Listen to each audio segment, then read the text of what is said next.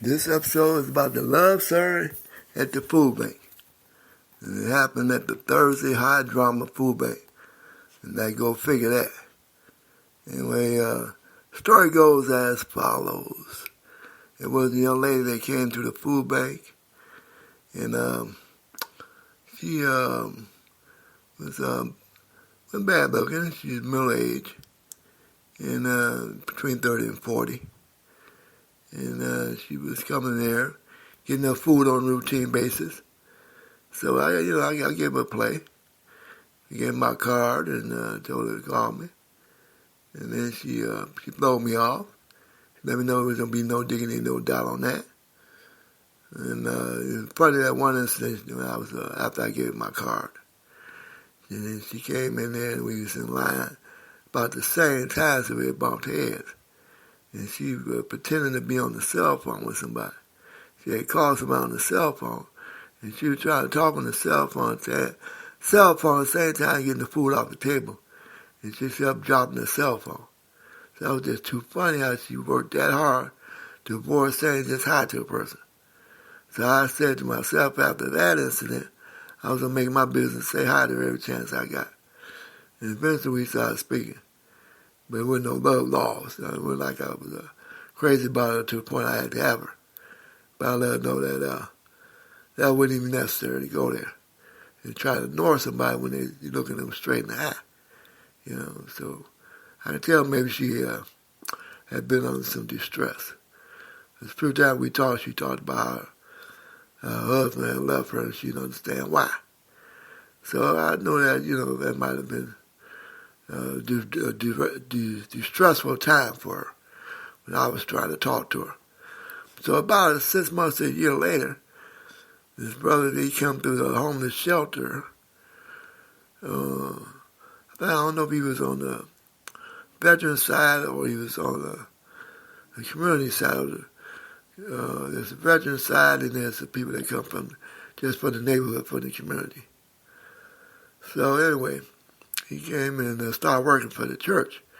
And they sometimes give them guys a chance to get a job with the church working security and doing miscellaneous stuff and get some money coming in while you're getting yourself together at the shelter.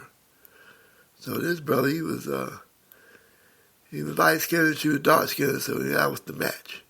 That's what we said. Light-skinned and dark-skinned, they do like to match up. So they had hit it off. And she gave him a play.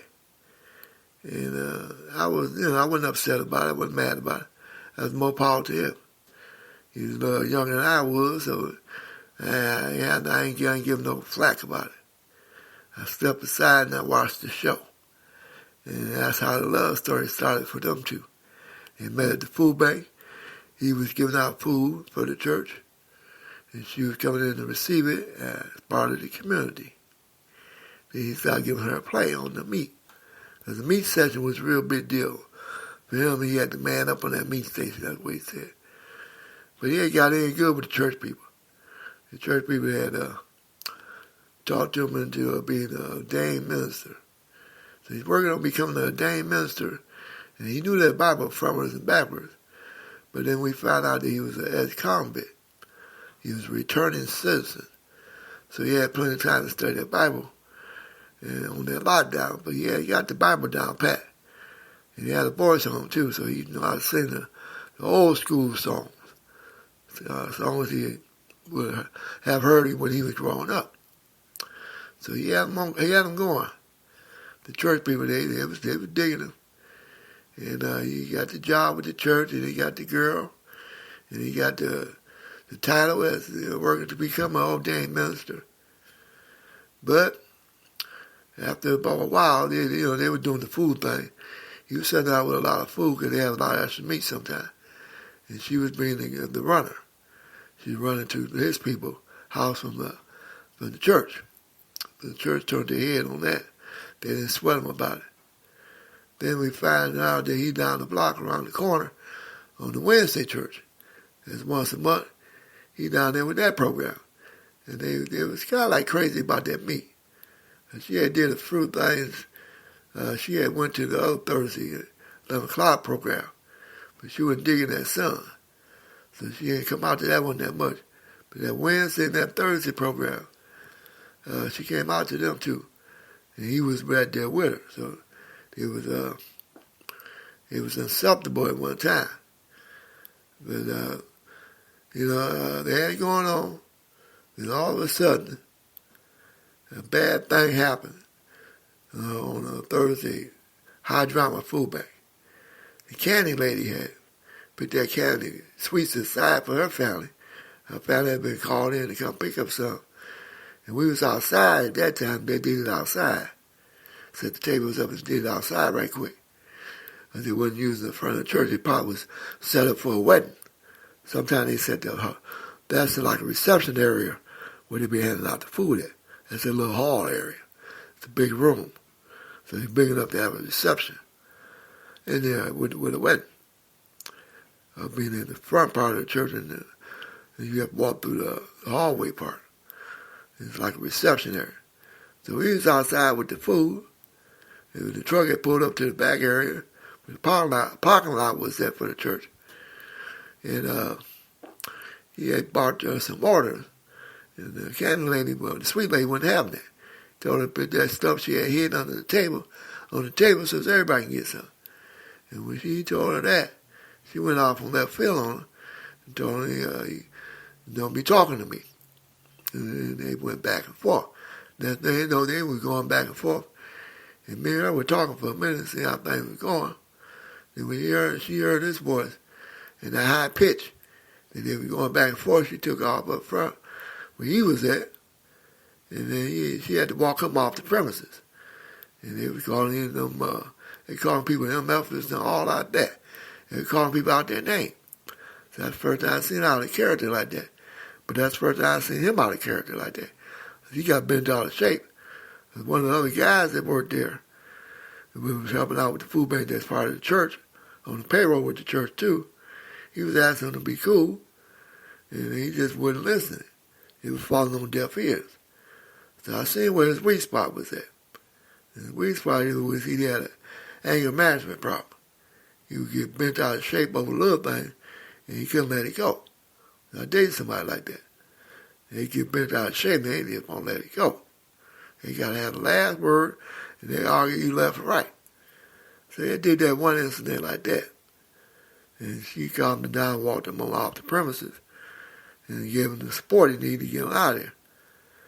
And that's incident that happens.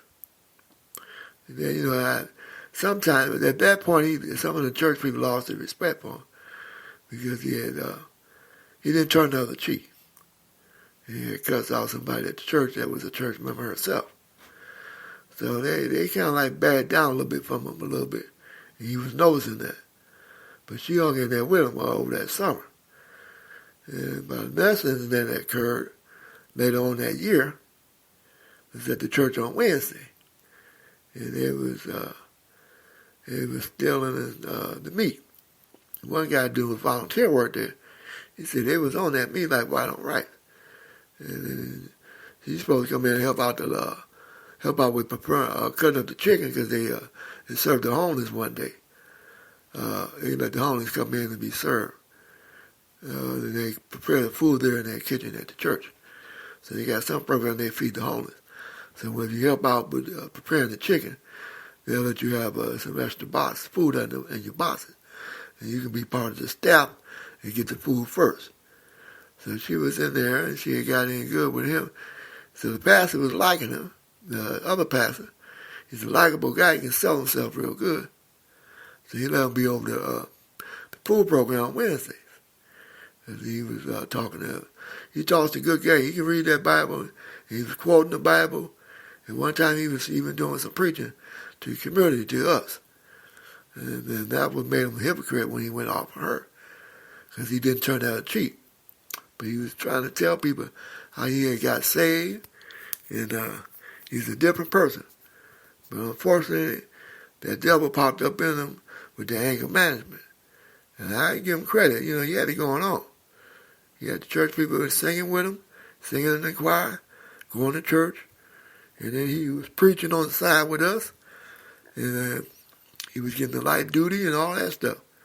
He getting home girl, dark skinned and light skinned, matching up.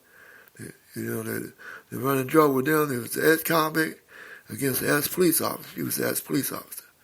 But she believed in giving people a second chances. I remember her telling me that. So I said, okay, no problem.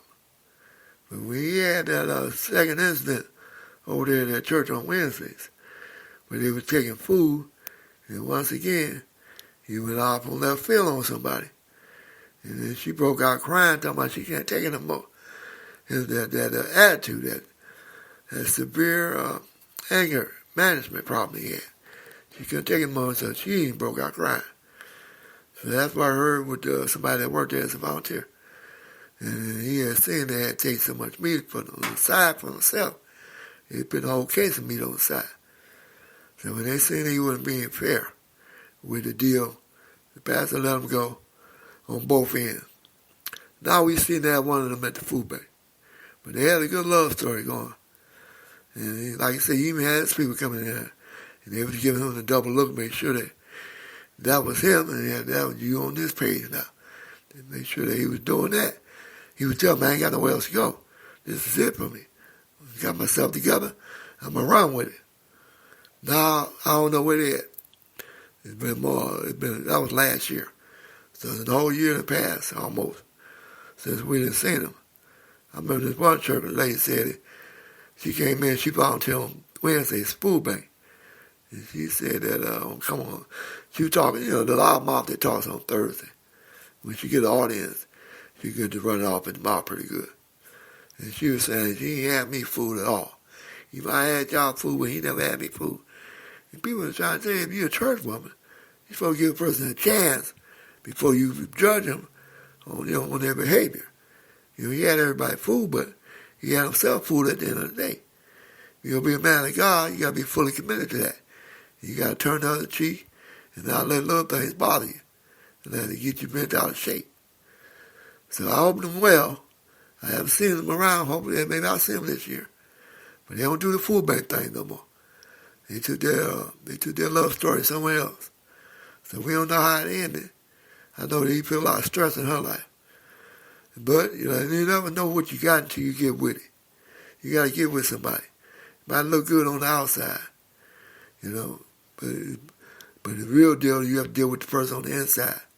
That's what's going to count after all the hula and hala and wala occurs. But the good part is at the beginning. You get past that beginning, when you get deep into a relationship, you got to get to know that person and that person's personality. And that's what's going to count the most. Not the looks or the character or how a person carries himself or charisma that person might have at that time. Don't let that fool you. But you're easy fooled, so it can happen to anybody. Has happened to me. And, somebody looked good, but wasn't good for me. So that happens sometimes. And it can be good for somebody else. And it definitely wasn't good for me, and I moved it on along. So hopefully she did the same thing, but if she didn't, more power to her, because she was in it to win it.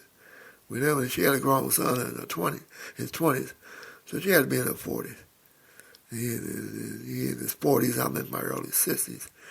So we had about maybe 20 years difference, 15 to 20 years difference. So it didn't click with her with me, but it did with him. So more power to her. I ain't mad at her. So that was the love story at the food bank. And that's how that went down. And that's about all I got to say on January. We're rolling into 2019 now. It got cold out here, so I ain't hitting up on too many food banks. We get real cold, the battery do not work at full capacity. It's almost like you might well not have the battery at all, and definitely don't hook the trailer up to it. If you go be working, going home, and when you got cold weather, you can mess with your breath. You make it hard to breathe in that cold air. But we've had a mild winter so far, so we got our first snow coming up. So I'm going to hit it a couple times this week, but I ain't hit it as many times as I wanted to. I've been missing out on some of the food bank. But we rocking and rolling. We still here for another year, and that's our blessing. So that's why I got to say I finally got the love story in there, and we're going to see how the rest of the food bank go. as the years go and we see how the bike lanes go. And hopefully we have the second bike going. This time we come on the air, we can give you our final review on that bike, that's for sure. And as well as this bicycle, this blog I'm doing for a bicycle. And I'll tell you about the blog next time. About the bicycle blog on the east side of Detroit called Connor Creek Greenway. I'm doing a blog about that because it lost its popularity. So you got to bring back the popularity. That's my neighborhood good. Doing something for the good neighborhood that I grew up in one time before I leave this lifetime. Do something like that. Something for the community other than just the neighborhood. Just something for the neighborhood I grew up in. Instead of just for myself. So anyway, that's something different to do. You know, you get old, you try to do different things. So anyway, that's where we ended so far in 2019. So adios, amigo, and I'll holler back at you later.